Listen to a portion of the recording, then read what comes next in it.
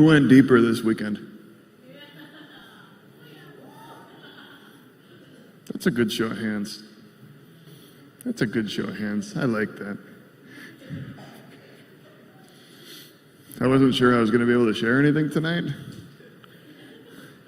because I was a little out of it in the spirit since this morning. And I came in and stumbled around the building for like an hour and just kind of went, okay, guys, we need contingency plans. So if somebody has to scrape me off the floor before worship is over, I have a big team, somebody jump up. And then I was in the hallway and just received some really good ministry in the hallway. And it's one of those deals where like something jumped on me and then I was totally back. Like, oh, I guess we have to pause here. Okay, that's a good sign for me that we're supposed to pause here for a second. So we mulliganed the mulligan that we mulliganed.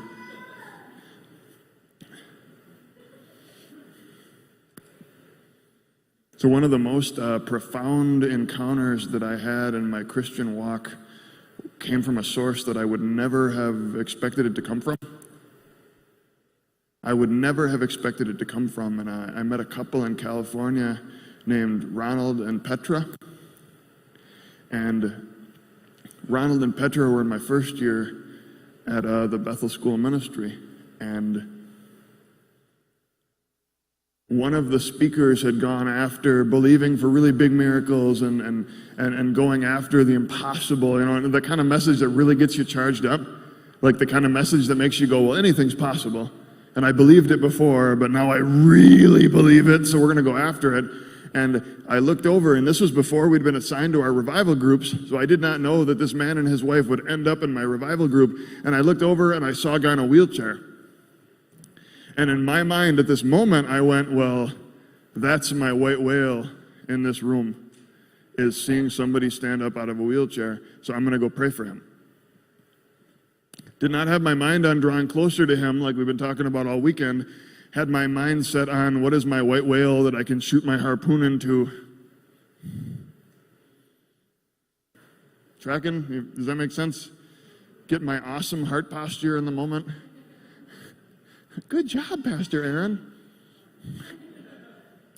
So I really sheepishly went over to this couple that would become friends of ours and kind of sheepishly poked next to Petra and said, would it be okay if I prayed for your husband?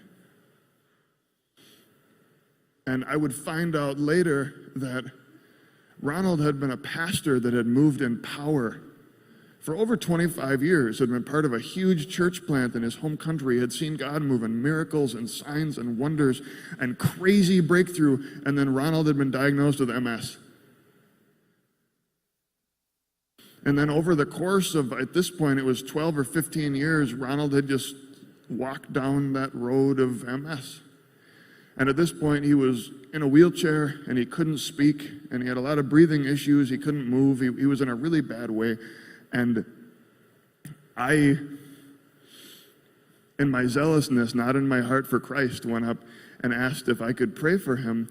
And she asked me a question that I never expected her to ask. She said, would it be okay? She said, that would be fine, but would it be okay if after you pray, if he could pray for you?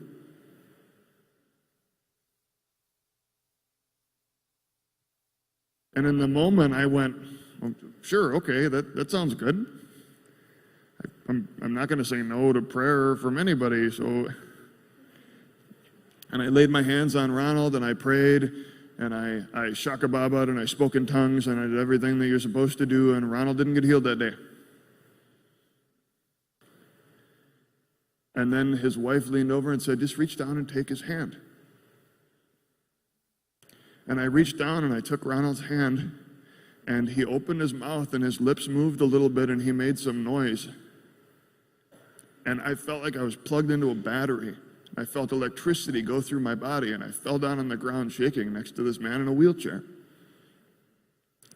And then it was in conversations afterward that I found about the heritage of God that Ronald had, that his disease had not taken from him.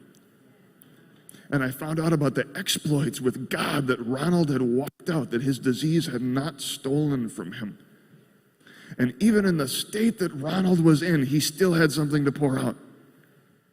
Even in the place that he was, he still had something to pour out. You cannot get offended at the package that Jesus chooses to show up in.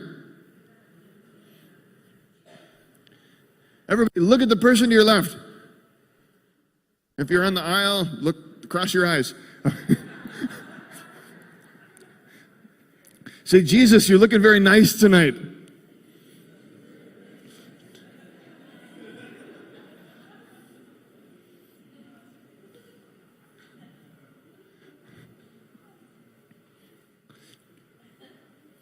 Part of maturity means that you can receive from anybody.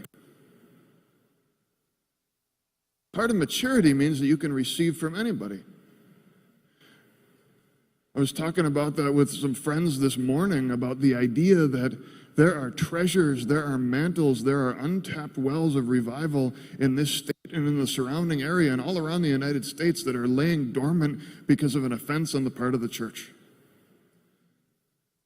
Because God moved in power in these characters in our history, and some of them didn't end super well.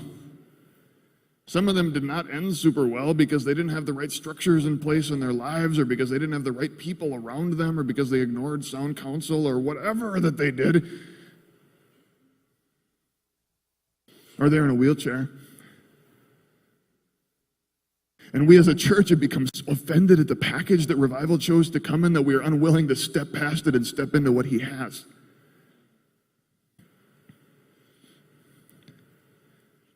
You cannot strive to be unoffendable with your fellow man and then still be offendable with God. And God sometimes puts the thing that you need in a package that is offensive to you. God sometimes puts the answer that you're looking for in a package that is offensive to you.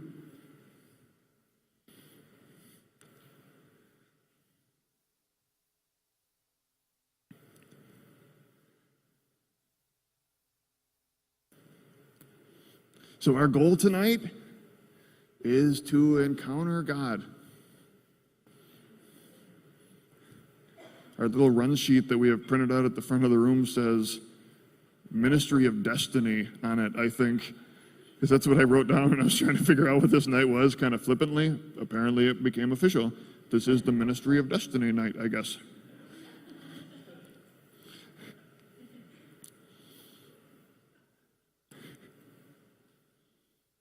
But our plan is to encounter God, so you might see things that you haven't seen before.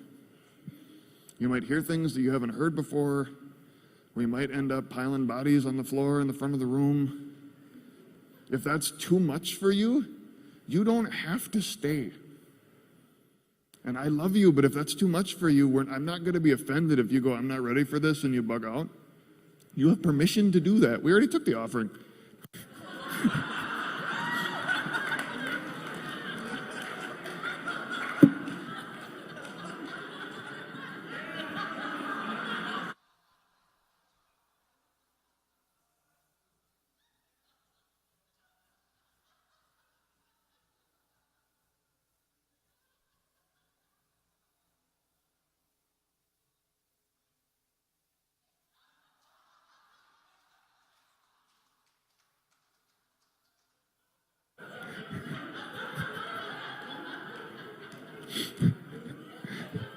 Everybody assumes that it's a gift and not a lack of filter.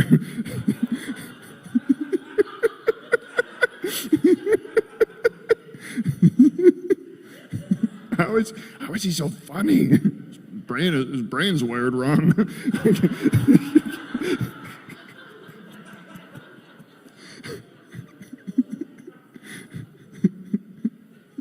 I've had people go up to my wife and go, is he always like that?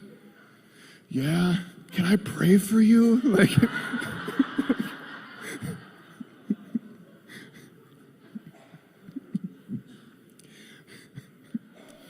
so I just wanted to prepare you for what we're going for tonight.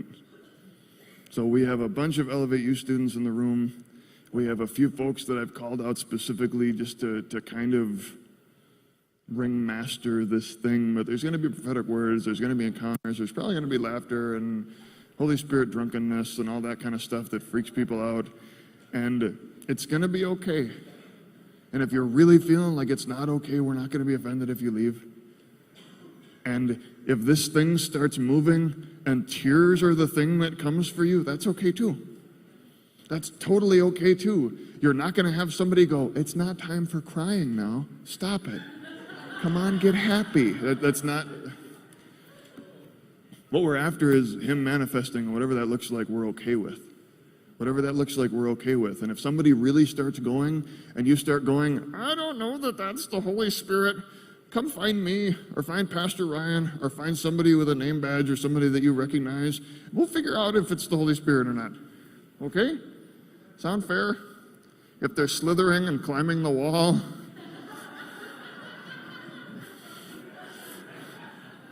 don't get your cell phone out and record. Come find some.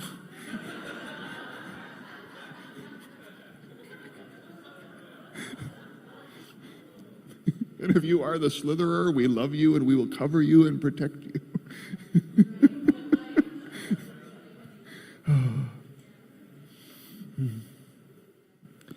So I'm just going to pray to get started, and then I'm actually going to pull up a dear brother in the Lord, Phil Schuschman, and he's going to start releasing stuff, and he's going to start pulling on our Elevate U students to release stuff. And I had Barron specifically highlighted as somebody used tonight, so Barron is going to be pulled up to release some stuff, and we're just going to see what God does. And there will probably be multiple pods of things happening in the room. We're going to be okay. We have one of those cool floor cleaner things that you can drive around. It's going to be okay.